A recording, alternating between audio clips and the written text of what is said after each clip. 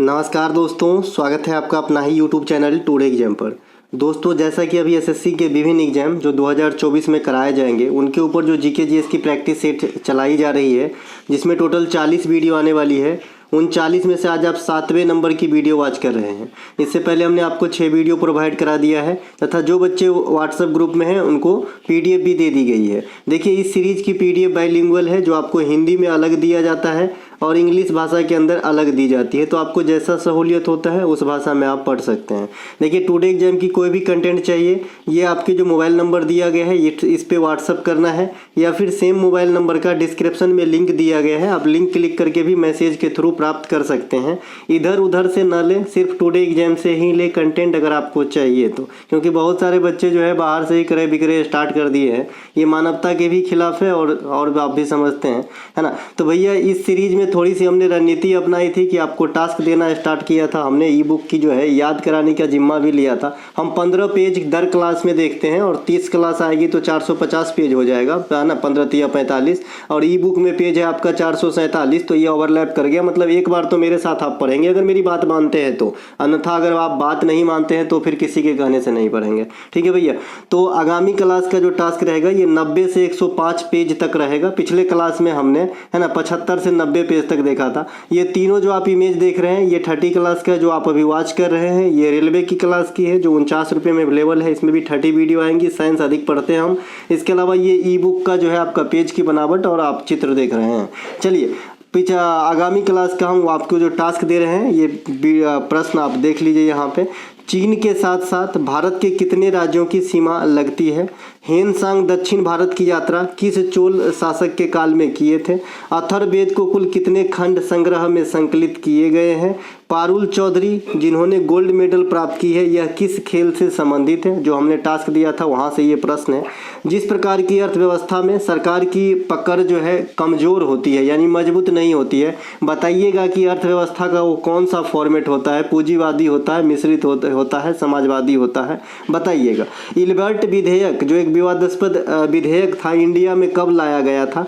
खेलो India youth game 2024 जो तमिलनाडु में कराए गए हैं, जो 6ठा एडिशन था, तो ये तमिलनाडु के कितने शहर में कराए गए थे? 3, 5, 4, 9? बताइएगा। मिटोकॉन्ड्रिया में पाए जाने वाली जो राइबोसोम के प्रकार होते हैं, आपने सुना होगा कि 70S प्रकार, 80S प्रकार। तो मिटोकॉन्ड्रिया में जो राइबोसोम की झलक मिलती है वो कितने S प्रकार की होती है? जिसके कारण एक विशेष इंपॉर्टेंट क्वेश्चन बन जाता है मिटोकॉन्ड्रिया को लेकर के कि भाई यूकेरियोटिक सेल के अंदर प्रोकैरियोटिक विशेषता कौन रखता है? तो ये मिटोकॉन्ड्रिया ही है। बताइएगा कितने इस प्रकार के होते हैं। इसके अलावा मरु महोत्सव, जिसने रेगिस्तान के उत्सव के रूप में जानते हैं हम, ये राजस्थान के किस शहर में होती है? जुआरी नदी के मुहाने पे कौन से भारत में प्रमुख बंदरगाह स्थित है?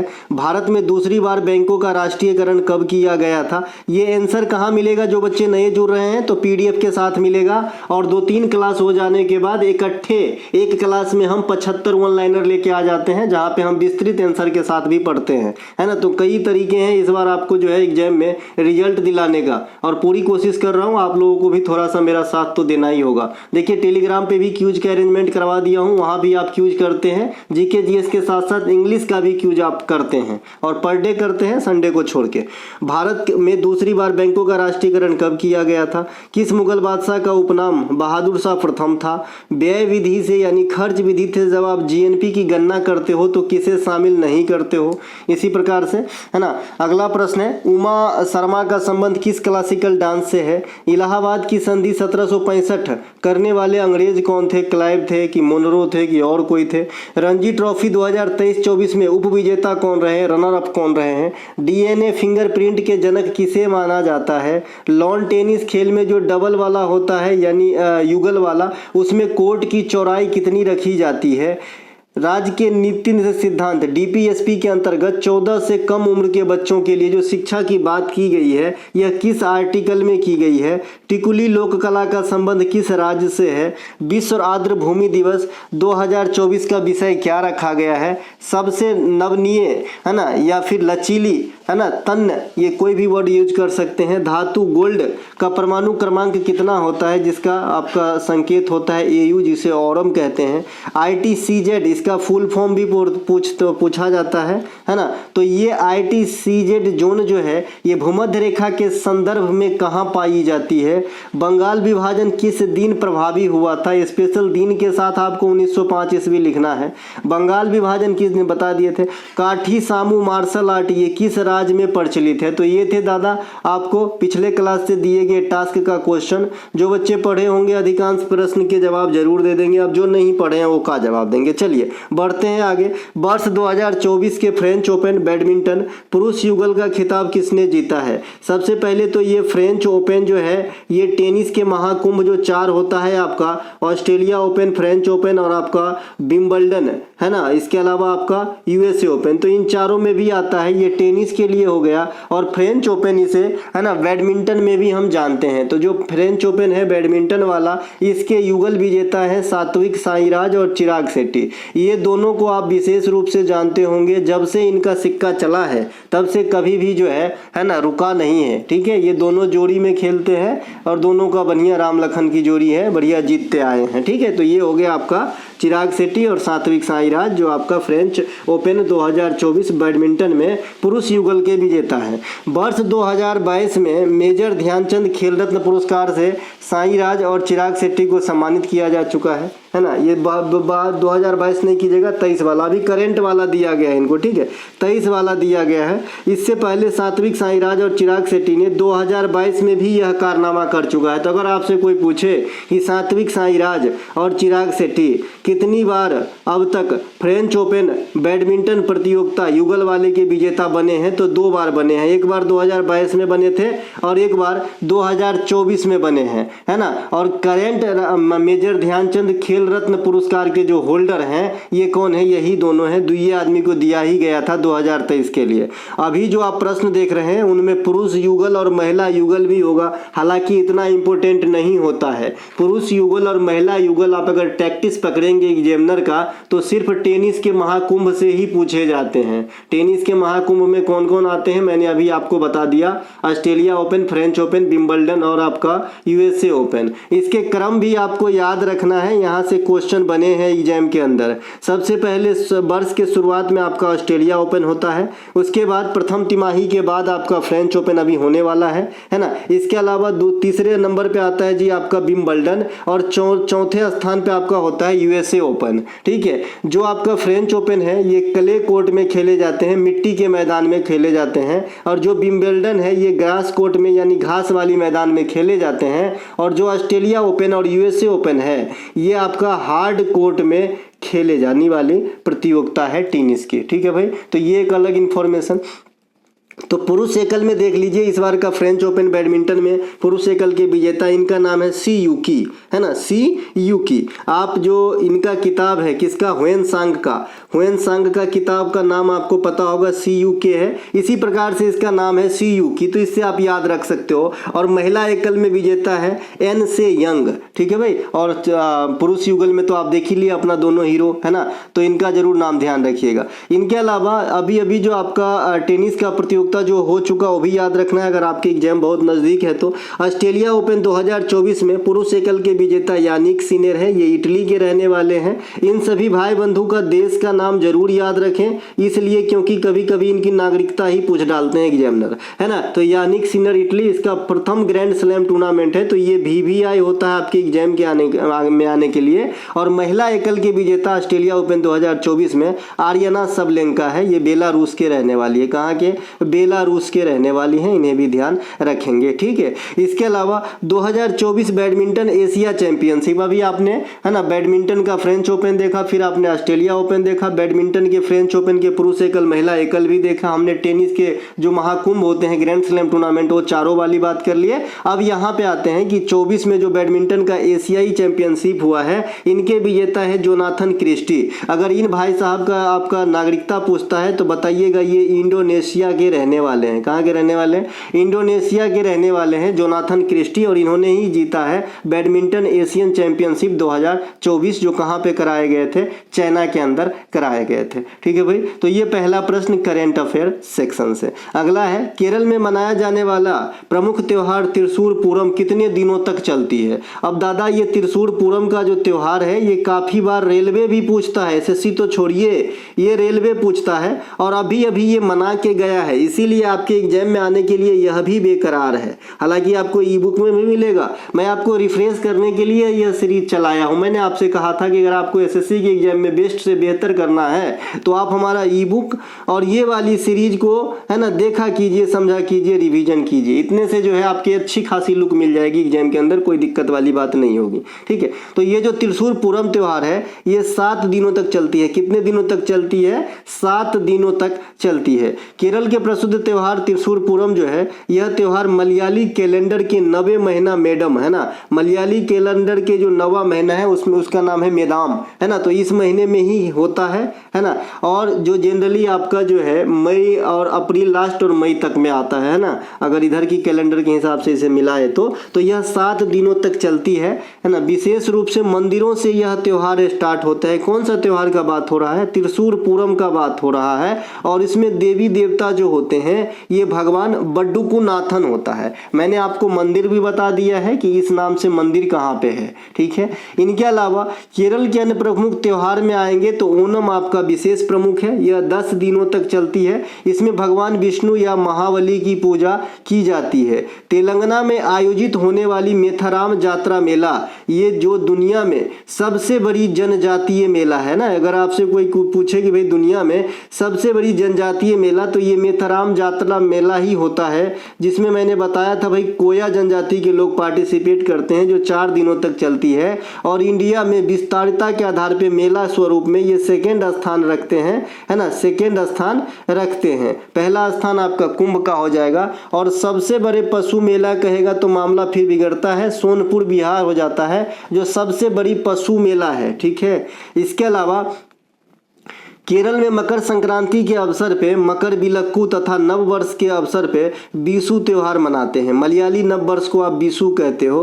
केरल को भारत में मसालों का उद्यान कहा जाता है। प्रसिद्ध साइलेंट वैली केरल में है और इसी नाम से मिलता जुलता सिलिकॉन वैली, जो सिलिकॉन वैली है ये आपका है भाई बेंगलुरु के अंदर, और जो साइलेंट वैली है ये आपका कहाँ पे है? केरला के अंदर है। छत्तीसगढ़ में लगने वाली बस्तर दशहरा आप 75 दिनों तक मनाते हो, इससे अधिक दिन तक भी मनाया गया है पास्ट में, लेकिन एक स्टैंडर्ड पैमाना है 75 दिनों तक जो छत्तीसगढ़ में मनाया जाता है। तमिलनाडु का पोंगल त्योहार और बिहार का छठ पूजा ये दोनों 4-4 दिनों तक चलने वाली त्योहार है ना। पोंगल का शाब्दिक अर्थ क्या होता है? उबालने से होता है, ये भी क्वेश्चन आपसे पूछा गया था है ना। और ये आपका मकर संक्रांति के समय ही मनाई जाती है। और तमिलनाडु में नव वर्ष के समय जो मनाई जाती है ये है पुथांडु। ठीक है, तो ये भी ध्यान रखेंगे। तमिलनाडु का एक त्योहार है थाईपूसम। थाईपूसम में भी देवी देवता पूछे जाते हैं, तो भगवान मरुगन की पूजा की जाती है थाईपूसम में। ये तमिलनाडु से संबंधित त्योहार है। इनके अलावा भारत में वित्त आयोग के अध्यक्ष की नियुक्ति हेतु योग्यता का मापदंड किसके द्वारा तय किया जाता है? जैसे अभी 16वें वित्त आयोग में अध्यक्ष की नियुक्ति हो चुकी है अरविंद पनघड़िया के रूप में। तो ये जो योग्यता कुछ ना कुछ तो होंगे, ऐसे नहीं कि मुझे बना देंगे है ना, तो कुछ ना कुछ योग्यता होंगे। तो ये योग्यता किसके द्वारा तय किया जाता है? तो ये योग्यता तय करते हैं दादा संसद। कौन करते हैं? संसद के द्वारा किया जाता है ना। केंद्र में जो अनुच्छेद 280 है इसके अनुसार वित्त आयोग का फॉर्मेशन है ना कौन करते हैं? राष्ट्रपति साहब करते हैं है ना, प्रत्येक 5वें वर्ष पे। 5 वर्ष से पहले भी हो सकता है लेकिन 5 वर्ष से बाद में नहीं, है ना, बात को समझिएगा। 5 वर्ष से पहले भी किया जा सकता है विशेष परिस्थिति में, है ना। जो मेरी पॉलिटी का आपका मटेरियल होगा वो लक्ष्मीकांत से प्रेरित होता है। ठीक है भाई। तो बातों को समझिएगा, गहराई रहता है थोड़ा सा, है ना। तो 5 वर्ष से पहले आप कर सकते हो, लेकिन 5 वर्ष के बाद में नहीं। वित्त आयोग का गठन आर्टिकल 280 के अनुसार। वित्त आयोग कैसा निकाय है? तो संवैधानिक निकाय है। कैसे पता चलता है? क्योंकि आर्टिकल आपको ऊपर में दिख रहा है कि 280, इसके लिए आर्टिकल अलॉट है। संविधान में चर्चा है तो संवैधानिक हो गया। यह अर्ध न्यायिक निकाय भी है। किस हिसाब से इसे न्यायिक का नाम दिया गया? क्योंकि ये राज्यों का जो है ना टैक्स की बंटवारा होती है उनके लिए सिफारिश करने का काम करता है, अर्थात राज्यों को कहीं ना कहीं न्याय वाली बात दिलाने की काम करते हैं, इसीलिए इसका नाम अर्ध न्यायिक है।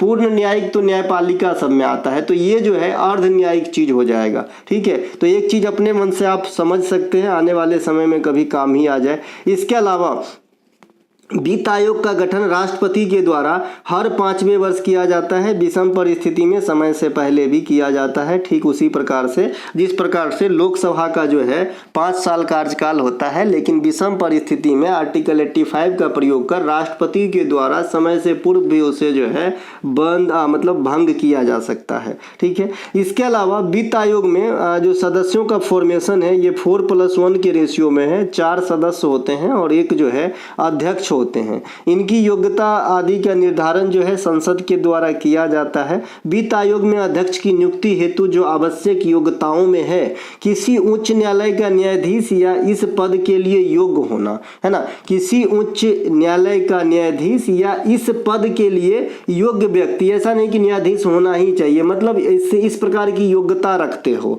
ठीक है, ऐसा व्यक्ति जिसे भारत में लेखा मामले या वित्त मामले में ज्ञान हो। ठीक है, ऐसा व्यक्ति जो अर्थशास्त्र में विशेष डिग्री या फिर ज्ञाता हासिल किए हो, तो इन सभी व्यक्तियों को जो है अध्यक्ष के तौर पे सिलेक्ट किया जा सकता है। जैसे अभी कौन है? अरविंद पनगड़िया साहब 16वें का। 15वें का कौन है? NK सिंह साहब है। अरविंद पनगड़िया साहब से एक और क्वेश्चन क्या है नीति आयोग को रिलेट कर, पहला उपाध्यक्ष थे नीति आयोग के अंदर। ठीक है, वित्त आयोग के प्रमुख कार्यों में संघ और राज्यों के बीच जो करों होते हैं, इस करों का यहाँ से मतलब डू वाला करो नहीं है, इस करों का मतलब यहाँ से टैक्सेस है। ठीक है, तो टैक्स के शुद्ध वितरण के लिए राष्ट्रपति से सिफारिश करते हैं। वित्त आयोग अपना रिपोर्ट किसे सौंपते हैं आने वाले दिन के लिए? तो राष्ट्रपति साहब को सौंपते हैं। वित्त आयोग की सिफारिश की प्रकृति कैसी होती है? तो ओनली सलाहकारी होती है। ये बात विशेष VVI है जब आप बड़े बड़े एग्जाम देंगे PCS लेवल वगैरह की, तो कि भाई वित्त आयोग की जो सिफारिश है वो सलाहकारी है, बाध्यकारी है, अनिवार्य है, तो आप कहोगे भाई सलाहकारी है। और जो चीज सलाह होता है वो बाध्यता नहीं दर्शाता। ठीक है, जैसे मैं ही आपको बोलता हूँ वीडियो को लाइक कर दीजिए, अच्छा लगा हो, तो एक सलाह है, तो ये बाध्यता नहीं है आप पे, आप चाहो तो नहीं भी लाइक कर सकते हो। ठीक है, तो सलाहकारी मतलब बाध्यता नहीं होना, तो बाध्य नहीं है। जो वित्त आयोग सलाह देगा वो माना ही जाएगा, ऐसा नहीं है। राज्यों में वित्त आयोग का गठन कौन करते हैं? राज्यपाल साहब करते हैं, है ना, गवर्नर साहब करते हैं। यहाँ भी 5 वर्षों के लिए होती है और ये आर्टिकल डिफरेंस है 243I के अनुसार करी जाती है। ठीक है भाई, इसके अलावा अगला प्रश्न है फीफा महिला वर्ल्ड कप 2027 की मेजबानी कौन करेगी? अभी फीफा वर्ल्ड कप 2023 आपका हो गया है ना, तो ये कहाँ पे हुआ था? ये ऑस्ट्रेलिया प्लस न्यूजीलैंड के अंदर हुआ था। कहाँ पे हुआ था? ऑस्ट्रेलिया प्लस न्यूजीलैंड के अंदर हुआ था। तो 4 साल के बाद होगी, तो 27 वाला अभी हाल में ही डिसाइड हुआ है, यह ब्राजील के अंदर होगी। कहाँ पे होगी? ब्राजील के अंदर होगी। अप्रैल 2024 में तीरंदाजी वर्ल्ड कप ये आपका कहाँ पे हो रहा है? तो चाइना के अंदर हो गया, अप्रैल में हुआ। इनके अलावा ICC महिला T20 वर्ल्ड कप 2024 कहाँ पर ही होगी? तो बांग्लादेश के अंदर होगी। ICC पुरुष T20 वर्ल्ड कप जाने की तैयारी में हम लोग, तो ये अमेरिका और वेस्ट इंडीज में होंगे। हाँ, इस बार मैं भी खेलूंगा वहां पे, देखिएगा। ठीक है, फीफा पुरुष 2026 अमेरिका, मैक्सिको और कनाडा में होंगे। फीफा 26 के बाद 30 भी डिसाइड हो गए हैं, जो पेरिस, मोरक्को, स्पेन, पुर्तगाल, अर्जेंटीना सहित 6 देशों में कराए जाएंगे और विभिन्न कंटिनेंट में कराए जाएंगे। इसके अलावा फीफा 2034 भी डिसाइड हो गया है, ये सऊदी अरब में कराए जाएंगे। इसी प्रकार से जो ग्रीष्मकालीन ओलंपिक है उनके भी कई लंबे चौड़े थोड़े लिस्ट जो है जारी हो गए हैं, है ना। ग्रीष्मकालीन ओलंपिक 24 तो पेरिस में होगी, है ना, अभी हुआ नहीं है, होने की संभावना अभी मतलब नज़दीक आ रहे हैं, हम फिर देखेंगे। इसके अलावा ग्रीष्मकालीन ओलंपिक 28 लॉस एंजिलस में होगा और 32 वाला ब्रिस्बेन में होगा और 36 वाला भारत में होगा या नहीं होगा ये डिसाइड बाद में होगा, लेकिन फिलहाल मंशा जाहिर किया गया है कि 2036 की जो ओलंपिक है वो भारतीय राज्य गुजरात के अंदर कराई जाएगी। ठीक है, तो ये आपको ध्यान रखना है फॉर्मली, क्योंकि अभी जो एक एग्जाम हुआ था इसमें ये पूछा गया था, एसएससी जीडीए में पूछा गया था कि 36 में ओलंपिक कहाँ कराए जाने की बात की जा रही है, तो भारत के गुजरात में। इसके अलावा आईसीसी महिला वर्ल्ड कप 25 अगले साल भारत में ही होगी, 50 ओवर वाला है ये। इसके अलावा ग्रीष्मकालीन ओलंपिक 2026 ये मिलान इटली के अंदर होगी, तो ये सभी बातों को ध्यान रखेंगे। इसके अलावा हिमालय का प्रमुख श्रेणी पीर पंजाल श्रेणी, धौलाधर श्रेणी तथा महाभारत श्रेणी हिमालय के किस भाग में आते हैं। देखिए जो बच्चे नए जुड़ रहे हैं और ये हिमालय वाली पार्ट आज क्लियर कर लेना, फिर इस 30 सीरीज में आप हिमालय से कोई क्वेश्चन नहीं देखोगे। हिमालय पढ़ना बहुत जरूरी है, मेरे ख्याल में एसएससी के एग्जाम में किसी न किसी रूप में एक क्वेश्चन जरूर इनसे रहता है। ठीक है, तो यहाँ पे आप अच्छे से चीज़ों को समझ लेंगे, आपका काम हो जाएगा, क्योंकि ये फिर से रिपीट मैं नहीं करूँगा इस वाले सीरीज के अंदर। ठीक है, तो हिमालय में जो मध्य हिमालय है इसी में आपको धौलाधीर मिलेगा, पीर पंजाल जो इन तीनों में सबसे बड़ा है, महाभारत श्रेणी जो नेपाल में है, तो ये तीनों के तीनों मध्य हिमालय के पार्ट होंगे। अब आइए हिमालय को बारीकी से समझते हैं। मध्य हिमालय को और क्या कहते हैं, लघु हिमालय भी कहते हैं। देखिए यहीं पर विरोधाभास उत्पन्न होता है कि मध्य मतलब होता है मिडिल और लघु मतलब होता है छोटा, तो इन दोनों का एक ही नाम कैसे हो गया है। तो जब है तो है, आपको पढ़ना है तो भाई मध्य हिमालय और लघु हिमालय एक ही चीज है ना। इसकी ऊंचाई की बात करेंगे तो 1800 मीटर से लेके 3000 मीटर की ऊंचाई पाई जाती है, यानी 3 किलोमीटर तक मैक्सिमम हाइट इसके देखे गए हैं।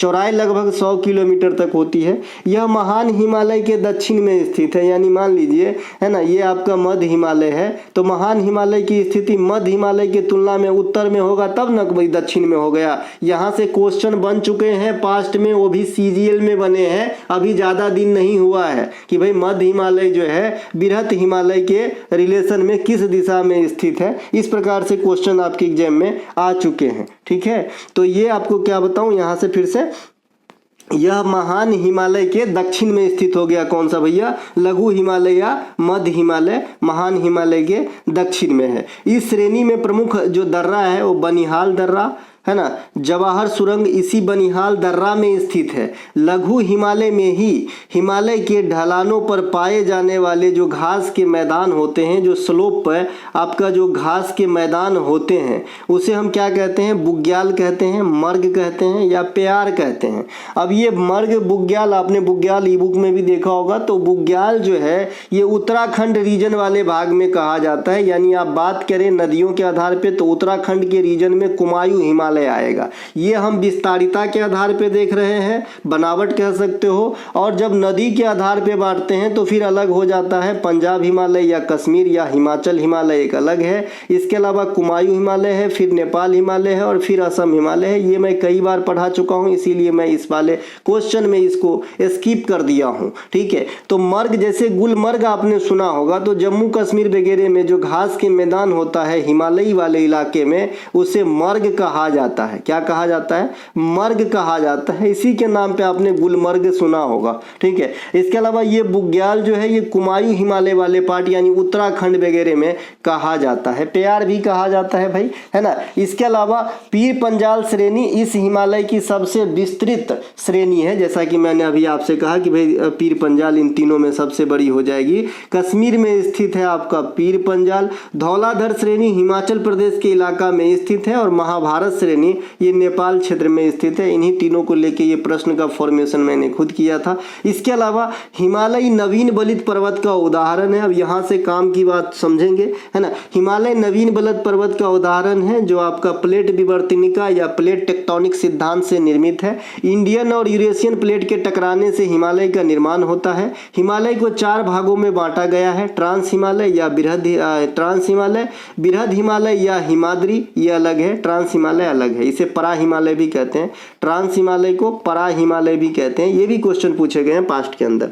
मध्य या लघु हिमालय एक ही चीज है, और सबसे लास्ट या उप हिमालय कहिए, बाहरी हिमालय कहिए, नवीन हिमालय कहिए या शिवालिक कहिए, ये तीनों चारों नाम एक ही चीजों पे बैठता है, वो है शिवालिक। तो ये 4 हिमालय के भाग हो गए। नदी के अधिक आधार पे मैंने अभी अभी दर्ज किया था, पंजाब, कुमायूं, नेपाल और असम हिमालय।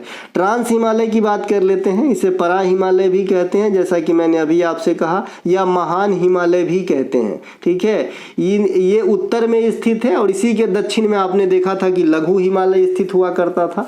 तिब्बत वाली भाग को कवर करता है ये हिमालय, जो ट्रांस हिमालय है। इस हिमालय में पाए जाने वाले प्रमुख श्रेणी में कैलाश, जॉस्कर, ये क्या होगा, जॉस्कर होगा, जांच कर लिखा गया है, मैं आपको ठीक करके दूंगा, है ना। लद्दाख, काराकोरम, ये सभी आपके जो है इसी हिमालय में यानी ट्रांस में पाए जाएंगे। काराकोरम दुनिया की सबसे अधिक ऊंचाई वाली पर्वत चोटी है। काराकोरम दुनिया की दूसरी होगा, सबसे अधिक तो माउंट एवरेस्ट है भाई। इसे K2 जिसे आप जानते हो, यही है काराकोरम, है ना। ये गॉडविन ऑस्टिन भी कहा जाता है। ये 8611 मीटर है, और ये भारत के साथ साथ पाकिस्तान का भी है, इसीलिए यह इंडिया का पूर्ण रूप से नहीं माना जाता। इंडिया का पूर्ण रूप से माना जाता है भाई कंचनजंगा, सिक्किम, है ना। अभी तो सुन रहे हैं पीओके में बहुत लफड़ा हो रहा है, तो आने वाले दिन में हो सकता है पीओके भी इंडिया का भाग हो, है ना। प्रसिद्ध सियाचिन हिमनद जो नुब्रा घाटी में स्थित है, ट्रांस हिमालय का ही भाग है ना। जो नुब्रा घाटी, सियोक घाटी, ये सब कहाँ है आपसे पूछे गए हैं पास्ट के अंदर, तो नुब्रा घाटी सियाचिन हिमनद में है, या फिर सियाचिन हिमनद नुब्रा घाटी में है, जो आपके कश्मीर वाले रीजन में आएंगे, है ना। तो ये आपके किस हिमालय के भाग रहेंगे, तो ट्रांस हिमालय के भाग रहेंगे। हिंज लाइन के द्वारा जो विस्तृत हिमालय या बृहद हिमालय है, ये ट्रांस हिमालय को अलग करने का काम करता है ना। आते हैं आगे, अब बृहद हिमालय को पढ़ते हैं। अभी हमने ट्रांस हिमालय और लघु हिमालय को पढ़ा है, और हिमालय के बारे में देखा है कि कैसे बना था। हाँ, एक चीज और जोड़ लीजिएगा, टेथिज सागर हिमालय के जगह पे प्राचीन काल में हुआ करता था। बृहद हिमालय, इसे हिमाद्री भी कहते हैं। यह कश्मीर से लेकर अरुणाचल प्रदेश के नमचा बरवा तक विस्तृत है। डायरेक्ट पूछा जाता है ये नमचा बरवा कहाँ है, तो बताइएगा अरुणाचल प्रदेश में। एक वो नंगा पर्वत भी पूछा जाता है आपके एग्जाम में, और एक आपका कार्बी ओंगलोंग पहाड़ी पूछा जाता है जो असम में है। तो ये कुछ एक पॉइंटेड बात जरूर अपने माथा में घुसा के रखिए, है ना। विश्व की अधिकांश जो ऊंची चोटी है, ये किस हिमालय में पाए जाते हैं, तो बृहद या हिमाद्री हिमालय में ही आपका पाया जाता है। जैसे अधिकांश ऊंचाई चोटी ऊपर से 3 गो, माउंट एवरेस्ट, K2 और आपका कंचनजंगा, है ना। तो ये तीनों सबसे ऊंचे हैं, तो ये तीनों यहीं पाए जाते हैं, इसी हिमालय में पाए जाते हैं। इस हिमालय में प्रमुख दर्रा की बात करेंगे, बुर्जिल, जोजिला, है ना, नाथुला, जलेपला, ये दोनों सिक्किम में है, ये दोनों जम्मू में है ना। बोमडिला, बुमला अरुणाचल प्रदेश में है। थांगला, नीति, लिपुलेखा, ये उत्तराखंड में है। तो ये सब दर्रा इसी के अंदर आ जाएगा। शिवालिक, यह हिमालय के सबसे नवीनतम पार्ट है और सबसे बाहरी भाग है, इसीलिए इसे उप हिमालय भी कह देते हैं। ठीक है, इसके अलावा इसकी अधिकतम हाइट बहुत कम है, 50 किलोमीटर तक है। अधिकतम ऊंचाई 50 किलोमीटर तक है जी। चौड़ाई होगा यहाँ पे, इतने हाइट नहीं होंगे। ठीक है, इतने हाइट नहीं होंगे, ये चौड़ाई हो जाएगा। इसके अलावा मध्य हिमालय या लघु हिमालय और शिवालिक के बीच के क्षेत्र को जो है पूर्व भाग में जो है द्वार कहा जाता है, जैसे हरिद्वार वगैरह, है ना। लघु हिमालय और शिवालिक के जो पूर्वी भाग है ना, ये वाली पार्ट, ये मान लीजिए ये हिमालय है, ये लघु हिमालय, तो ये वाली जो पार्ट है इसे द्वार कहा जाता है पूर्वी भाग को, और पश्चिमी भाग में भी दून कहा जाता है, जैसे देहरादून, हरिद्वार। तो ये सब इसी सबसे नाम पे पढ़ा हुआ है। वैसे भी आपसे पूछा जाता है इंडिया में सबसे बड़ी दून कौन सी है, तो देहरादून आंसर करते हो, ये क्वेश्चन अलग है ना। यहाँ पे थोड़ा सा करेक्शन रिक्वायर्ड है, 50 किलोमीटर हाइट नहीं होना चाहिए, नहीं तो माउंट एवरेस्ट 88-50 मीटर ही सबसे ऊंचे पीक है, तो ओवरलैप हो जाएगा ना दादा। 8 किलोमीटर न हुआ जी, 9 किलोमीटर के करीब हुआ। पनीर, अंजीर, गाजर, कोलार्ड, है ना, इन सब में जो है कैल्शियम का समृद्ध स्रोत कौन सा नहीं है, तो आपका गाजर नहीं है। गाजर में कैल्शियम कम पाया जाता है, बाद बाकी पनीर, अंजीर सब में जो है कैल्शियम पाए जाएंगे। पनीर, अंजीर में कैल्शियम पाए जाएंगे। मानव शरीर में सबसे अधिक पाए जाने वाले धातु तत्व जो है, मेटल जो है, ये आपका कैल्शियम होगा। इसके अलावा कैल्शियम की कमी से हड्डी, वैसे खाली पूछेगा कि सबसे ज़्यादा क्या होता है, ऑक्सीजन होता है, लेकिन यहाँ पे धातु तत्व लगा के हमने कैल्शियम कर दिया आंसर को। कैल्शियम के बनी जो है आपका हड्डी जो है, ये कैल्शियम और फास्फोरस के बने होते हैं। तो स्टैंडर्ड क्या होता है उसका वर्ड, एक ट्राई कैल्शियम फास्फेट से हड्डियों का निर्माण हुआ है, ऐसा आप समझते हैं। उसमें भी कैल्शियम और फास्फोरस तो आ ही गया। फास्फेट किससे बनता है? फास्फोरस। और कैल्शियम तो खुद ही बोल रहे हो आप, ट्राई कैल्शियम फास्फेट, है ना। तो हड्डियों की बनावट कैल्शियम और फास्फोरस से होती है। कैल्शियम की कमी से हड्डी में दर्द होता है ना। हड्डी संबंधित रोग विटामिन डी की कमी से भी होते हैं, है ना, और कैल्शियम की कमी से भी होते हैं। रक्त के थक्का जमने में मदद करने वाली विटामिन कौन से हैं? तो एक तो विटामिन के है, दूसरा विटामिन B12 भी है। विटामिन B12 को आप क्या कहते हैं? बहुत ज़्यादा पूछा जाता है। ये साइनोकोबाल्मिन कहते हैं। और इसमें कौन सी धातु पाए जाते हैं? कोबाल्ट धातु पाए जाते हैं। और विटामिन B12 की कमी से क्या हो जाती है? एनीमिया रोग हो सकती है। एनीमिया खून के कमी से, सीधे सीधे भाषा में, और विटामिन के रिलेशन में कहेगा तो विटामिन B12 के कमी से भी होता है। अब विटामिन ए जो है ये आंख के सभी प्रकार के जो भी रोग होते हैं इन्हीं के कमी से होते हैं, जैसे जीरोफ्थल्मिया, है ना, रक्तौंधी, मोतियाबिंद, ये सब जो भी आंख की बीमारी है विटामिन ए के कमी से होगा। और जो भी क्रिएटिन युक्त खाद्य पदार्थ है उसमें विटामिन ए भर भर के पाया जाता है, जैसे गाजर वगैरह। पेलाग्रा नामक बीमारी जिसे है ना नियासिन B3 के कमी से होता है। B3 को आप नियासिन भी कहते हो या फिर निकोटिनिक अम्ल भी कहते हो, ठीक है। इन दोनों एक ही चीज का नाम है, पेलाग्रा एक बीमारी का नाम है, इनके कमी से होता है। जल में घुलनशील विटामिन बी और सी है, बाद बाकी जो विटामिन है वो फैट सोलुबल है, AED के। विटामिन एक प्रकार की कार्बनिक यौगिक है। यह मानव शरीर में ऊर्जा देने का काम नहीं करती है, परंतु अल्प मात्रा में आवश्यक होती है उपापचयन प्रक्रम के लिए। तो ये ध्यान रखेंगे। विटामिन शब्द की खोज 1911 में जो है कौन किए थे? फंक नामक वैज्ञानिक ने किए थे। अगला प्रश्न है, हाल में ही सुनील छेत्री भारतीय पेशेवर होगा, यहाँ पे पेशेवर, है ना, ये यहाँ पे जो दादा पेशेवर होगा, है ना, पेशेवर, है ना। तो ये जो है आपका हाल में ही सुनील छेत्री भारतीय फुटबॉलर ने संन्यास लेने की घोषणा की है। वह अंतर्राष्ट्रीय गोल करने के मामले में विश्व में किस नंबर पे है? VVI क्वेश्चन करके रखेंगे। एक तो ये संन्यास से ही डायरेक्ट पूछा जा सकता है कि हाल में ही कौन से भारतीय दिग्गज फुटबॉलर ने संन्यास की घोषणा की है, तो ये है सुनील छेत्री। और गोल करने के मामले में इसका गोल पूछा जा सकता है, तो ये चौथा स्थान पे है ना। पहले स्थान पे क्रिस्टियानो रोनाल्डो जो पुर्तगाल के हैं, 128 गोल कर गोल वाले रैंकिंग में पहले स्थान पे है। याद रहे ये सिर्फ इंटरनेशनल गोल की बात हो रही है, घरेलू टूर्नामेंट इसमें शामिल नहीं है, ठीक है। दूसरे स्थान पे अली देई साहब है जो ईरान के हैं, 108 गोल किए हैं। तीसरे स्थान पे लियोनल मेसी साहब हैं, लियोनल मेसी अर्जेंटीना के, जिन्होंने 106 गोल किए हैं। और चौथे स्थान पे अपना सुनील छेत्री भाई साहब है जिन्होंने 94 गोल किए हैं। ये वर्तमान में कप्तान भी थे, है ना। अभी जो है सिर्फ घोषणा किए हैं, अंतिम मैच खेलेंगे उसके बाद जो है ये संन्यास लेंगे, ठीक है भैया। तो चौथा स्थान पे जो है ये है आपका इंटरनेशनल गोल के मामले में सुनील छेत्री।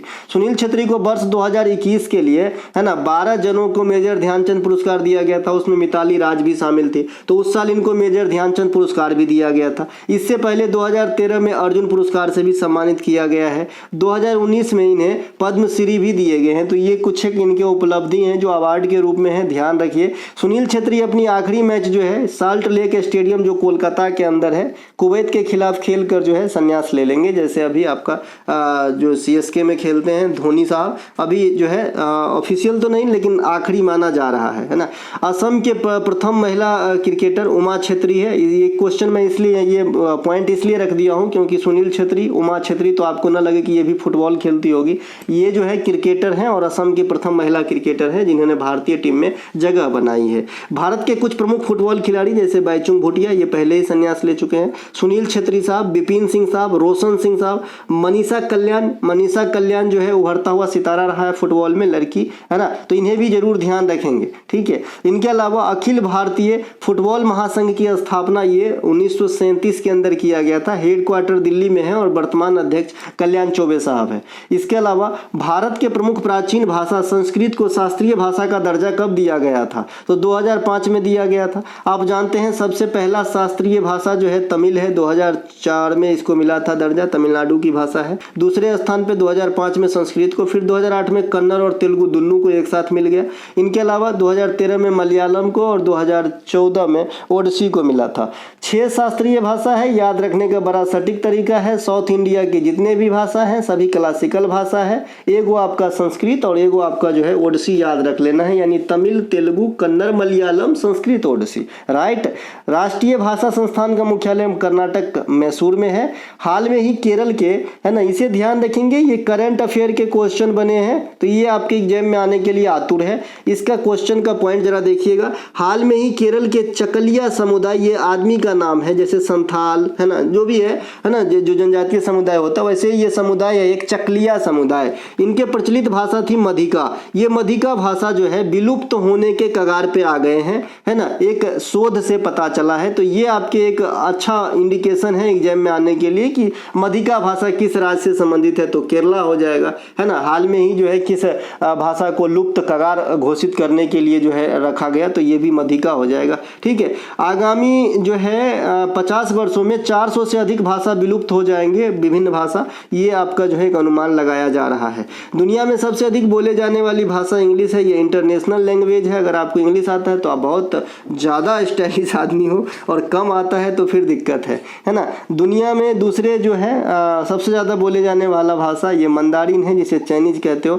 जनगणना 2011 में सबसे अधिक भाषा बोलते हैं हम हिंदी, दूसरा स्थान है भाई बंगाल वाले बंगला का, और तीसरा स्थान है मराठी भाषा का।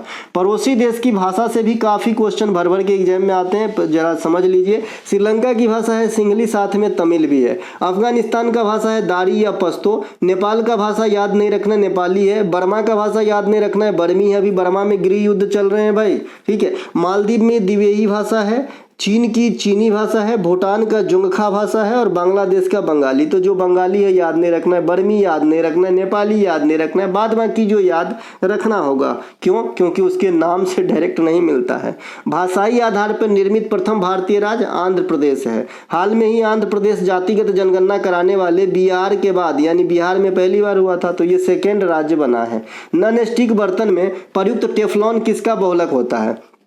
तो ये होता है टेट्रा फ्लोरेथिन, है ना। टेफ्लॉन जो है नॉन स्टिक बर्तन में निर्माण में यूज किया जाता है। आपने कालिख दिखा होगा, उसमें कोई चीज़ चिपकता नहीं है, तो ये नॉन स्टिक चीज़ है भाई, नॉन स्टिक बर्तन है। ये थर्मोप्लास्टिक या उष्मीय प्लास्टिक का उदाहरण है। थर्मीय प्लास्टिक या उष्मीय प्लास्टिक, वैसा प्लास्टिक जिसको आप जो है कई बार पिघला गला के जो है अनेक फॉर्म में डाल सकते हो, उसमें थर्मोप्लास्टिक कहा जाता है। उसमें एक टेफ्लॉन भी आ जाता है। टेफ्लॉन को नॉन स्टिक में इसलिए यूज करते हैं कि अदहनशील होता है, साथ ही साथ इस पे कोई भी पीएच मान की असर नहीं पड़ता है, चाहे तो न्यूट्रल हो, अम्लीय हो, क्षारीय हो, कोई दिक्कत नहीं है, ठीक है। एक पीवीसी का नाम आपने सुना होगा, इसे पॉलीविनाइल क्लोराइड कहते हैं, और यह विनाइल क्लोराइड का सिंपली जो है बहुलक है, यानी इसका एकलक विनाइल क्लोराइड होगा और बहुलक होगा विनाइल क्लोराइड का पॉलीविनाइल क्लोराइड। पॉली मतलब बहुत ज़्यादा होता ही है। वैसे भी ये पाइप बनाने में, गृह मटेरियल इत्यादि बनाने में इसका इस्तेमाल किया जाता है। यह भी थर्मोप्लास्टिक का उदाहरण है। पॉलीथीन जिसमें आप तरकारी लाने जाते हो, ये भी जो है आपका थर्मोप्लास्टिक का ही उदाहरण है। यानी पॉलीथीन जो है फिर से रिसाइकल हो सकती है, लेकिन इसमें क्या खामी है कि ये हवा के साथ उड़ते हैं और मिट्टी के नीचे दब जाते हैं, तो आसानी से ये सड़ते गलते नहीं है हजारों वर्ष तक। तो वहाँ क्या है, पेड़ पौधे को पनपने के लिए जो है उसकी जड़ उसमें जाके टकरा जाएगा, उर्वरा शक्ति एकदम जो है मर जाएगा, तो इसलिए जो है उस पर बैन किया जाता है। बाद में कि रिसाइकल तो पॉलीथीन भी है। इसके अलावा उष्मीय प्लास्टिक भौतिक परिवर्तन दर्शाता है, जबकि ताप दृढ़ प्लास्टिक, थर्मोसेटिंग प्लास्टिक जिसे कहते हो, ये रासायनिक परिवर्तन को दर्शाता है। अब इस लाइन का क्या मतलब है साहब? ये मतलब है कि मैंने आपको पहले पढ़ाया है कि भाई भौतिक परिवर्तन क्या होता है, कि वैसा परिवर्तन जो एक बार परिवर्तित होने के बाद पुनः प्रारंभिक अवस्था में वापस आ सके, उसे भौतिक परिवर्तन कहा जाता है। यानी जो चीज रिसाइकल हो सकता है उसे फिर से उसी प्रकार की चीज बनाया जा सकता है, यानी ये भौतिक परिवर्तन दर्शा रहा है। और जो चीज रिसाइकल नहीं हो सकता है वो पुनः प्रारंभिक फॉर्म में कैसे लौटेगा? तो प्लास्टिक दो प्रकार के होते हैं। जो उष्मीय प्लास्टिक है ये रिसाइकेबल है, और जो आपका थर्मोसेटिंग प्लास्टिक है उसे फिर से आप गला के फिर से दूसरा आकार नहीं दे सकते हो। जैसे टीवी का कवर, रेडियो का कवर, जो घर में आपका बटन देते हो ना, बोर्ड में जो स्विच होते हैं पंखा का, लाइट का, वो सब, ये सब क्या है, एक बार ढल गया तो फिर से जो है दूसरे आकार में नहीं ढाला जा सकता है, ठीक है। तो ये सब थर्मो है ना सेटिंग प्लास्टिक का उदाहरण है, अर्थात यह रासायनिक परिवर्तन दर्शाता है। सेलुलोज जो है एक रेशा होता है जो आपका क्या है, नेचुरल है, जबकि जो सेलुलोज प्राकृतिक रेशा है, नेचुरल है जैसा बताया, और ये कार्बोहाइड्रेट के पॉलीसेकेराइड में आ जाते हैं, ठीक है। और नायलॉन जो है, ये पॉलिस्टर जो है जिसका कपड़ा उपड़ा बनता है, ये जो है आपका सिंथेटिक रेशा है, कृत्रिम रेशा है। इसके अलावा लाह को आप प्राकृतिक प्लास्टिक कहते हो, है ना, क्योंकि ये कीड़ों के द्वारा प्राप्त किया जाता है। इसके अलावा प्रसिद्ध भूतों का मंदिर किस राज्य में है? यह हरियाणा में है। हरियाणा के अन्य प्रमुख मंदिर में आएंगे थानेश्वर महादेव मंदिर, सर्वेश्वर महादेव मंदिर। इससे पहले हमने आपको सिद्धेश्वर महादेव मंदिर पढ़ाया था, जो पाल वंश के नमूनों का उदाहरण है। वो कहाँ पे है? तो बराकर पश्चिम बंगाल के अंदर स्थित है, बताया था। द्रौपदी घाट मंदिर, लकड़हारा मंदिर, एटलस मंदिर, ये सभी के सभी हरियाणा में है। आज हमने ऐसे मंदिर का नाम रखा है जो बहुत ज्यादा नहीं फेमस है, लेकिन एसएससी आजकल ऐसे ही नाम पूछता है। जैसे अभी आपने भीतर गांव का मंदिर पूछा देखा था, सास बहू मंदिर पूछा देखा था, मामा भांजा मंदिर पूछा देखा था। तो इसी प्रकार से मैं यहाँ पे रखा हूँ आज, ठीक है। स्वर्ण मंदिर ये काफी फेमस है, पंजाब में है, इसीलिए कहना जरूरी, अमृतसर में है। प्रसिद्ध हिडम्बा देवी मंदिर, ज्वालामुखी मंदिर, चिंतपूर्णी देवी मंदिर, ये तीनों हिमाचल प्रदेश के अंदर है। खीर भवानी मंदिर ये जम्मू कश्मीर में है। किराडू मंदिर राजस्थान का जो है आपका खजुराहो कहा जाता है इसको, है ना, तो ये किराडू मंदिर है। तनोट राय मंदिर, करणी माता मंदिर, खाटू श्याम मंदिर, ये राजस्थान के अंदर है। सास बहू मंदिर, अन्नपूर्णा देवी मंदिर, महाकालेश्वर से तो पता चल ही गया होगा, ये मध्य प्रदेश में है। महाकालेश्वर और ओमकारेश्वर मध्य प्रदेश में दो बड़े बड़े जो है आपका बाबा भोलेनाथ का जो है स्थान है। इनके अलावा प्रेम मंदिर, काशी विश्वनाथ मंदिर से पता चल गया होगा, ये उत्तर प्रदेश में है। भीतरगांव मंदिर भी इसमें जोड़िएगा। जो आप भरत मिलाप मंदिर भी उत्तर प्रदेश में है। हाल में ही चर्चा का विषय रहा अशदोद बंदरगाह किस देश में? यह इजराइल में है। कल आपने चौपर वाला घटना सुना होगा, है ना, तो ये इजराइल में है। अशदोद बंदरगाह जो है ये इजराइल में है, यहाँ पे लिखा है। ग्वादर बंदरगाह चर्च में पाकिस्तान, सितवे बंदरगाह म्यांमार, है ना, हम्बनटोटा बंदरगाह श्रीलंका, चाबाहार बंदरगाह ईरान, संघाई बंदरगाह चीन, ये तो नाम से स्पष्ट है। तो ये जो है आपका, है ना, इतने बंदरगाह जरूर ध्यान रखें, कुछ कोई ना कोई रूप में चर्चा में आते रहते हैं। भारत की सबसे पुरानी कृत्रिम बंदरगाह तो चेन्नई है, सबसे गहरी भी यही बंदरगाह है चेन्नई, ठीक है, कृत्रिम में, ठीक है। अब भारत के पश्चिमी तट पर कहेगा कि सबसे बड़ी कृत्रिम बंदरगाह, तब Jawaharlal Nehru port trust JNPT हो जाएगा, ठीक है। इसके अलावा भारत में महाराष्ट्र राज्य के सबसे अधिक बंदरगाह है। छोटे मोटे सब दोनों मिला के बात कीजिए तो महाराष्ट्र में सबसे ज्यादा बंदरगाह है। भारत की अधिकांश जो बंदरगाह है अरब सागर और बंगाल की खाड़ी के किनारे ही स्थित है, जो मेजर बंदरगाह है। विशाखापत्तनम भारत की सबसे गहरी लैंड लॉक्ड बंदरगाह है और सबसे सेफ बंदरगाह है। भारत में 13 प्रमुख बंदरगाह है। इसके अलावा 200 से अधिक बंदरगाह है, छोटे छोटे, है ना। इनके अलावा किस प्रसिद्ध वैज्ञानिक को आर्यभट्ट पुरस्कार 2024 दिया गया है? तो आर्यभट्ट पुरस्कार 2024 दिया गया है पावलुरी सुब्बा राव को। यह पुरस्कार अंतरिक्ष विज्ञान में समझ रखने के लिए दिया जाता है। आर्यभट्ट जो है ये 1975 में भारत का पहला लॉन्च किया गया जो है उपग्रह का नाम है। 2024 का टॉयलर पुरस्कार ये पर्यावरण के क्षेत्र में दिया जाता है, यह जोहान रॉक स्ट्रॉन्ग को दिया गया है। वर्ष 2024 का एबेल पुरस्कार ये दिया गया भैया मिशेल टेला ग्रैंड को। एबेल पुरस्कार गणित के समझ रखने के लिए दिया जाता है। नोबेल पुरस्कार अलग है ना, वो 6 क्षेत्रों में दिया जाता है ना। भारतीय नृत्य के किस नृत्य शैली में मुखौटा नृत्य जुड़ी हुई है, जो अरुणाचल प्रदेश के प्रमुख है? भैया जो मुखौटा नृत्य है जिसे आप युद्ध नृत्य कहते हो, ये कथकली नृत्य से प्रेरित है जो अरुणाचल प्रदेश में की जाती है, ठीक है। कथकली एकमात्र दक्षिण भारत का नृत्य है जो देवदासी परंपरा से निर्मित नहीं है। इस नहीं पे विशेष जोर डालिएगा। ये गलती बच्चे कहाँ करते हैं पता है? इस नहीं और हाँ वाले क्वेश्चन में। जब रीजनिंग आपसे पूछता है कि भाई रंग लोक शब्द से निम्नलिखित में से कौन से शब्द का फॉर्मेशन नहीं हो सकता है, बच्चे ने रंग लोक देखा और कौन सा बन सकता है? ऑप्शन तो 3 को बनने ही वाला होगा, पहला भी इत्तेफाक से बनने वाला होता है, मार देता है टिक, घर आके मिलाता, अरे दादा नहीं पूछा था, तो फिर दिक्कत हो जाता है। तो थोड़ा सा पूरा देखें तो जो नहीं निर्मित है ना देवदासी परंपरा से, ये आपका कथकली है। बाद में की मोहिनीअट्टम, कुचिपुड़ी और भरतनाट्यम और ओडिसी, ये 4 जो है देवदासी परंपरा से निर्मित है। केरल के प्रमुख शास्त्रीय नृत्य कथकली है। मुखौटा नृत्य को आप युद्ध नृत्य कहते हैं, अरुणाचल प्रदेश में प्रमुख है। अरुणाचल प्रदेश के अन्य प्रमुख नृत्य में आएंगे पोपीर डांस होता है, बर्डो छम होता है, लाइन डांस है ना, बुइया डांस है ना, ये सब अरुणाचल प्रदेश में है। अरुणाचल प्रदेश के त्योहार में आएंगे मोपिन होता है, सोलुंग होता है, लोसार होता है, ड्री फेस्टिवल होता है, होता है, ये सब अरुणाचल प्रदेश में होता है। भामाकल्पम नाट्यका ये कुचिपुड़ी नृत्य से संबंधित है ना। जगोई और चोलम ये मणिपुरी नृत्य के भाग है। मोहिनीअट्टम को जादूगरनी का नृत्य कहते हैं क्योंकि भगवान विष्णु के मोहिनी स्वरूप को दर्शाया जाता है। भरतनाट्यम को सादीरट्टम या अग्नि नृत्य कहा जाता है। ये सब ध्यान रखेंगे। अग्नि नृत्य लोक नृत्य भी है जो राजस्थान में होते हैं और शास्त्रीय नृत्य में भरतनाट्यम को कहा जाता है।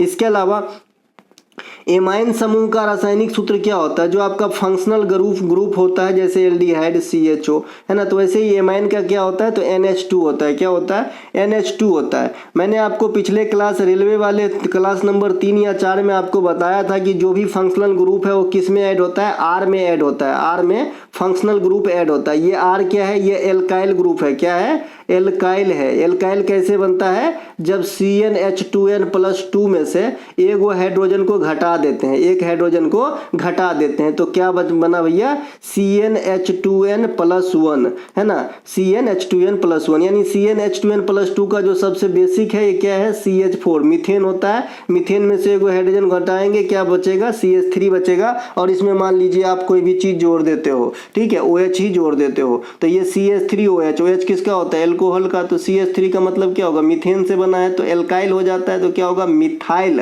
अल्काइल हो जाता है मिथाइल एल्कोहल CH3OH, ठीक है। तो इसे R से इंडिकेट करते हैं, यानी एल्केन से एक हाइड्रोजन को घटाने के बाद जो चीज बचता है उसे R से इंडिकेट करते हैं और एल्काइल कहते हैं। तो जो भी फंक्शनल ग्रुप है वो एल्काइल में ऐड होता है। तो यहाँ पे आपने एमाइन का देखा है NH2 होता है, एल्कोहल का देखिए OH होता है, CH3OH बनाया है यहाँ पे मिथाइल एल्कोहल, C2H5OH यानी मीथेन के बाद इथेन आता है C2 में, तो इथेन से एक हाइड्रोजन घटाया है तब जोड़ा है, यानी ये इथाइल एल्कोहल होगा, ठीक है। इसके अलावा एल्डिहाइड ग्रुप होता है CHO। डायरेक्ट SSC साइंस ज़्यादा डीप नहीं पूछता है, थोड़ा ऊपर से पूछ देता है, तो आपको समूह खाली पूछेगा तो एल्डिहाइड का आपका CHO है। जो हैलाइड है ये जो आपका समूह 17 में जो भी तत्व है सभी हैलोजन ग्रुप से है, जैसे क्लोरीन, फ्लोरीन, ब्रोमीन, आयोडीन, ये सब जो है हैलाइड ग्रुप है। इसके अलावा COOH ये कार्बोनिक एसिड ग्रुप है ना। इसके अलावा CO कीटोन ग्रुप है। इसके अलावा सिर्फ O ये ईथर ग्रुप है। ईस्टर COOR होता है। और R का मतलब यहाँ पे क्या है, जैसा कि मैंने अभी आपको बताया कि R क्या है ना। तो ये सब आपको ध्यान रखना है। इसके अलावा महात्मा गांधी ने किस आंदोलन के दौरान 1 वर्ष में स्वराज का नारा दिया था? तो असहयोग आंदोलन के दौरान। अब 1 वर्ष में स्वराज का नारा दिए थे तो इसीलिए जो है इस आंदोलन में भारत के सभी समुदायों का पूर्ण जो है आपका सहयोग मिला था। सभी मतलब अब जो मतलब नहीं भी एक्टिव रहते थे वो भी रहने लगे, क्योंकि भाई लगता है 21 साल में स्वराज मिलेगा, चलो चलो, तो सबको साथ मिला था। ये सिर्फ मैं याद रखने के लिए आपको बताया हूँ, बाद बाकी ये एक सम्मानीय आंदोलन है जिसमें सभी का साथ मिला था, है ना। और गांधी जी के अफ्रीका से जब वो लौटे थे 1900 कब लौटे थे भाई? 1915 में ही लौटे थे ना, 17 में लिखा गया, नहीं वो एक अलग चीज़ है, ठीक है। 1917 में चंपारण सत्याग्रह के बारे में लिखा है, सही लिखा है। 1915 में जब लौटे थे तो 1917 में पहली बार तो चंपारण सत्याग्रह किए, लेकिन चंपारण सत्याग्रह तो रीजनल हो गया क्योंकि ये पूरे देश स्तर का नहीं है, तो सिर्फ बिहार स्तर का था, अभी चंपारण में, है ना। तो जो देश स्तर का था ना वो आपका असहयोग आंदोलन ही था। तो पहला कहेगा तो चंपारण, पहला देश स्तर का कहेगा अफ्रीका से लौटने के बाद तो असहयोग आंदोलन। क्लियर हो गया होगा। असहयोग आंदोलन का प्रस्ताव जो है एक विशेष अधिवेशन कांग्रेस का बुलाया गया था कोलकाता के अंदर, वहां पे रखा गया था और छोटा मोटा यानी अनऑफिशियली रूप से चालू भी कर दिया गया था, ठीक है। लेकिन इसकी जो पूर्ण सहमति या फिर ऑफिशियल रूप से चालू किया गया वो नागपुर अधिवेशन 1920 में इसकी जो है ना बातों को रखा गया और लागू किया गया पूर्ण रूप से। असहयोग आंदोलन में भारत के सभी समुदाय का साथ मिला था, लेकिन 1922 में चौरा चौरी हत्याकांड होती है और इस आंदोलन को बंद करना पड़ा था। असहयोग आंदोलन में सक्रिय रोल अदा करने वाले नेता में मोतीलाल नेहरू, चित्तरंजन दास प्रमुख थे। मोतीलाल नेहरू और चित्तरंजन दास ने 1923 ईस्वी में 1923 है ईस्वी में स्वराज दल की स्थापना की थी। 2 जगह मिसप्रिंट है, दोनों सही करके दूंगा, PDF एकदम सही करके दूंगा, कोई दिक्कत नहीं है। गांधी जी के प्रमुख आंदोलन में दांडी मार्च 1930 गुजरात के अहमदाबाद स्थित साबरमती आश्रम से स्टार्ट हुआ था। ये एक आध वर्ड भी ये साक्ष्य है कि सारे क्वेश्चन मैं लिखता हूँ, है ना। किसी किताब से उठा के मैं आपको नहीं पढ़ाऊंगा, नहीं तो मैं सब दिन वीडियो बना के आपका मैंने क्लास पे क्लास, सीरीज पे सीरीज खत्म करवा दिया होता। ऐसा नहीं करूँगा, ऐसा नहीं करूँगा, ठीक है। पूरे टाइम रहेगा तभी पढ़ाऊँगा, ऐसा नहीं कि कहीं से उठाया आपको पढ़ा दिया और अपना क्या हो ना हो, ऐसा नहीं है भाई, है ना। मेरा एग्जाम है ऐसा सोच के ही आपको पढ़ाऊंगा, क्योंकि आपने मेरे पे ट्रस्ट किया है तो उस ट्रस्ट का जो है अच्छा फल आपको मिलना चाहिए। भारत छोड़ो आंदोलन 1942 मुंबई से स्टार्ट हुआ था। इसी आंदोलन में गांधी जी ने डू और डाई का नारा दिए थे, और इस आंदोलन में एक क्वेश्चन पूछा जाता है कि इनमें कौन से जो है क्रांतिकारी महिला शामिल थी, तो अरुणा आसफ अली। गांधी सागर जीव अभयारण्य कहाँ पे है? ये मध्य प्रदेश में है। मध्य प्रदेश में आएंगे संजय नेशनल पार्क होगा, कान्हा होगा, बांधवगढ़ होगा, कूनो होगा, सांची का स्तूप होगा, भीमबेटका का गुफा होगा, बाघ गुफा होगा, अमरकंटक की चोटी होगी, सतपुरा रेंज होगी। ये सभी के सभी मध्य प्रदेश में ही आपको मिलेंगे। देश में सबसे अधिक नेशनल पार्क मध्य प्रदेश में है ना। नामदफा नेशनल पार्क ये अरुणाचल प्रदेश में है। पुष्पगिरी वन्यजीव अभयारण्य कर्नाटक में है। आज वैसा है जो पिछले 5 सालों में एसएससी ने ज़्यादा बार रिपीट किया और ज़्यादा फेमस भी नहीं है। अचानकमार वन्यजीव अभयारण्य ये छत्तीसगढ़ में है। चंद्रप्रभा उत्तर प्रदेश में है, ये तो लुसेंट में मिलेगा। चंदोली राष्ट्रीय उद्यान महाराष्ट्र में है। गोरुमारा ये है, गोरुमारा ये पश्चिम बंगाल में है। पश्चिम बंगाल में बुक्सा तो आप बहुत जाने होंगे, ये बहुत बार पूछा जाता है लेकिन ये कम पॉपुलर है। ब्लैक बक राष्ट्रीय उद्यान ये आपका गुजरात के अंदर है। बंसदा और गिर तो जानते होंगे। चिलचिला वन्यजीव अभयारण्य भैया नाम है, हरियाणा के अंदर है, ध्यान रखेंगे। अशोक के कार्यकाल में साम्राज्य में न्याय कार्य करने वाले अधिकारी को क्या कहा जाता था? रज्जुक कहा जाता था, जो अच्छे न्याय का कार्य करता था साम्राज्य के अंदर, है ना। अशोक मौर्य वंश के प्रमुख शासक हैं जिन्होंने गद्दी पर, यहाँ पे गाड़ी लिखा गया, गद्दी पर बैठने के 8वें वर्ष में कलिंग युद्ध में भाग लिया था तथा विजय भी प्राप्त किया था। कलिंग युद्ध का जो प्रमाण मिलता है ये हाथी गुम्फा अभिलेख से भी मिलता है, जो कलिंग शासक खारवेल से संबंधित है, ठीक है। और इस अभिलेख से पता चलता है कि उस समय कलिंग पे राजा नंदराज था। कौन था भाई? नंदराज था। अशोक ने कलिंग युद्ध के उपरांत धम्म को अपना लिया था 8वें वर्ष में, गद्दी पर बैठने के बाद 8वें वर्ष में कलिंग युद्ध किया था। कलिंग युद्ध के बाद धम्म को अपना लिया था। धम्म मतलब बौद्ध धर्म से है, यहाँ पे बौद्ध धर्म की दीक्षा उपगुप्त से लिए थे। अशोक को देवनाम प्रियदर्शी भी कहा जाता है। अशोक ने सांची का स्तूप बनवाया था। बराबर की गुफा जो बिहार में है ये बनवाए थे। तृतीय बौद्ध संगति का आयोजन अशोक के समय ही हुआ था। अशोक ने से जो है अशोक के काल से शिलालेखों का प्रचलन स्टार्ट हुआ था। अशोक के शिलालेख को पढ़ने में सफलता सबसे पहले जेम्स प्रिंसेप को मिला था। अशोक के समय जो टैक्स का निर्धारण करने वाले अधिकारी होते थे उसे समाहर्ता कहा जाता था। ई बुक वगैरह में अच्छे खासे मिलेंगे। राजकोषीय कोषागार का संरक्षक सन्निधाता कहलाते थे। दीवानी न्यायालय और आपका एक फौजीदारी न्यायालय हुआ करता था। तो जो दीवानी न्यायालय के जज होते थे उन्हें व्यवहारिक कहा जाता था, और जो फौजीदारी न्यायालय के जज होते थे उसे प्रदेष्टा कहा जाता था, ठीक है। मौर्य वंश के संस्थापक चंद्रगुप्त मौर्य है और अंतिम शासक बृहदत्त है, तो ये ध्यान रखेंगे। निर्मला मेहता का संबंध किस शास्त्रीय नृत्य से है? मणिपुरी से है। मैंने मणिपुरी में आपको बताया है, झावेरी बहन और सिंह सरनेम। इनके अलावा बिंबावती देवी, कलावती देवी, चारू माथुर, है ना, चारू माथुर। इसके अलावा सिंहजीत सिंह एक नया नाम। तो ये सब कुछ जरूर ध्यान रखेंगे। बाद बाकी नृत्य वाले क्वेश्चन के लिए आप नृत्य वाली जो है ई बुक में नृत्य वाली पेज में चले जाए, वहां से आप अच्छे से कवर कर पाएंगे नृत्य वाले को। सिंह सरनेम और झावेरी इसमें रखिएगा। महाराज सरनेम आपका कथक में रखिएगा। रेड्डी आपका चला जाएगा कुचिपुड़ी में। तो ये कुछ ट्रिक है जो आपको काम आएगा। अन्य भाग्य योजना किस राज्य में चला है? कर्नाटक में चला है। कर्नाटक के अन्य प्रमुख योजना में गृह लक्ष्मी योजना और शक्ति योजना काफी बार पॉपुलर है, पूछा भी जाता है, क्योंकि जो सरकारी बस है वहां पे महिलाएं निःशुल्क यात्रा कर सकते हैं शक्ति योजना के थ्रू। आबुआ आवास योजना झारखंड में चलाया गया है, घर वाला है। मितान योजना छत्तीसगढ़ में। डिजिटल डॉक्टर किडनी की योजना ये जो है योगी आदित्यनाथ के सरकार में चल रहे हैं।